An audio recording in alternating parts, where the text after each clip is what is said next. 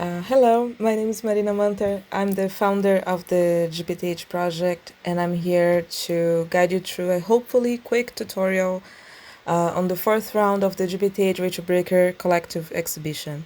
If you want to know more about this collaboration and the ideas behind it and all of that, you can check the info in the description of this video.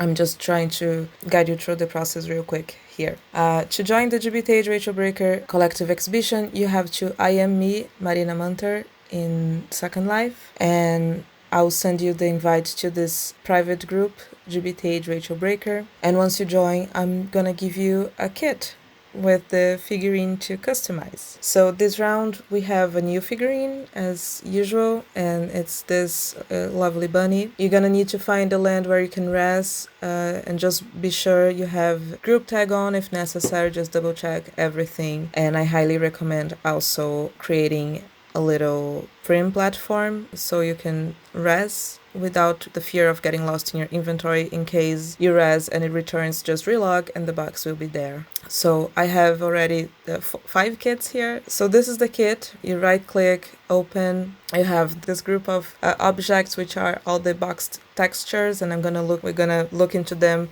more in depth in a little bit. We have the note card with the guidelines, which is very important, and I recommend reading the guidelines before even starting and resing all this stuff. You have an ID note card. This one we also gonna look into it more in the end. We have the bunny, and your copy of the bunny will be your version will be no copy for reasons of protecting Rachel's work and making this this exhibition free for everyone to participate. I also added GBTH landmark just in case you never visited. So right click, open, copy to inventory, and there you go. So once you have your folder with your kit in your inventory, just open the guidelines. I promise I make it as easy and straightforward as possible. Just double check to make sure everything is there and you understand the drill. These are not guidelines to be overly strict for nothing. It's just way of managing and keeping the consistency of the whole exhibition. So once you read your note card, you're gonna rest the bunny. It's gonna be white,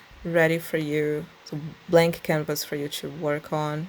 I'm gonna place here on the side. There he is. And you're gonna keep on edit mode, and I'm gonna res the group of boxed textures. The bunny comes in the AO blank textures, and then we also included color textures. It's a colored version that Rachel prepared. It's really easy and helps figuring out what is what with the UV map, so use as reference. We have the normal and specular for the materials because we got requests for those in previous editions, so we decided to add those here. And same applies for the wireframe textures. I recommend you opening the AO blank box, and you're gonna find the 7 full perm textures. You're gonna copy to your inventory. My suggestion is open all of them, and then since they are full perm, you're gonna save as TGA or PNG in your computer as you prefer. But after you save all of them, you can close and open on Photoshop, GIMP, or any external image editor you have to work on your images.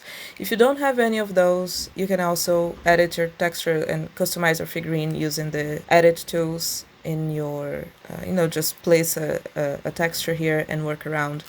One thing, don't use copyrighted images, please. I'm going to insert on the description down below a couple of websites with public domain and CC0 textures, which you can use and to customize your figurine in case you're interested. I made a test customization for these. Sorry, this is the 5th time I'm recording this tutorial. You can always use local textures to customize your figurine while you're doing it, because you can save on top. To use local texture, click the texture here, choose local, add, and you can add all the textures you're working on. And if you're working in Photoshop or GIMP, if you make any modifications, you save on top and comes here automatically. You see, the bad thing with local textures is that only you can see. Anyone else will be seeing all gray, and if you crash and you come back, you're gonna see the figurine all gray, so you have to bring them all back while you work on your figurine. I really like because it avoids you to keep uploading textures without necessity. You just go straight to the point, and that's pretty cool. So after you finish editing your textures, make sure to upload them all and replace the temporary textures for the local textures for the final textures.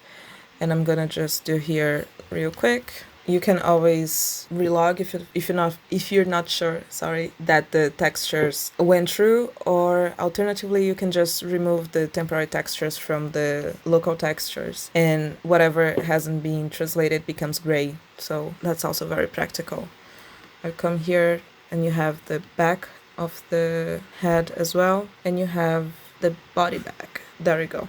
Now it's replaced. This is just a test. It's not going to be my final figurine. I was just playing around with some Photoshop brushes, which are really cool. You can also edit the shine of your figurine. You can add, can make the maximum, and it's gonna be super shiny. It's catching all the frame lights I added here. And if you think it looks too much to you, you can reduce, play around with the number between 1 and 255, which is the maximum, and see if there's, a middle spot you like. You can also color the shine, so you can make, pink shine, yellow, red, whatever suits you. So once you're done with this part of the customization, you're gonna right click edit, and you're going to rename your figurine with whatever title you decide to give. If you don't want to give a title, that's okay, but it's always nice. So I'm calling mine Test Bunny by Marina Munter. You can also move the mesh parts this time. This bunny is composed by 8 mesh parts, both ears, the body, arm, carrot, and the other arm, and both legs are separate meshes, so you can, play around, edit linked, and just move it to your liking. You can completely disintegrate the bunny if you want to, if by some reason you feel like you want your bunny floating around, defying gravity. It's up to you, boo. Just gonna follow this. It seems fun. One thing is, don't resize the mesh nor any parts of the bunny. We need to keep the consistency for the collective, so in order of the collective exhibition actually work. And what is creativity if not working around with some challenges and restrictions, right? So okay, let's see. You posed your figurine, you added your texture, you renamed it, and now it's time to take. You're gonna take your figurine. This will be no copy, so you have to send your copy back to us. But don't worry, because you will receive a copy of the figurine you customized by the end of when the exhibition's open. The textures you can delete, get rid of them. And you're gonna send me in a folder. It can be the folder that the figurine came. You can make a new one. You can put in a box. You don't have to send the guidelines back to me. And you're gonna use the ID note card that I mentioned at the beginning. You can rename the note card, but you don't have to. It will be just extra work. You're gonna title your figurine accordingly. You're gonna add your name. And why I asked to add your name here again is because sometimes you have special characters, like my name has, and it doesn't work putting on the title of the figurine. I also ask you to add your username, because it's a easier way to identify you. Any observations if you might have, like, I just make sure I tinted the materials, or there's a script inside, I don't know. And if you use a script, please make sure it's not a heavy one. You're gonna attach your calling card in here, just search on your inventory for your name. See, and I found a bunch of mine, and you're just gonna grab and paste, there you go. I'm gonna save this note card, and make sure it's here, don't have to rename, just double check it has all the info.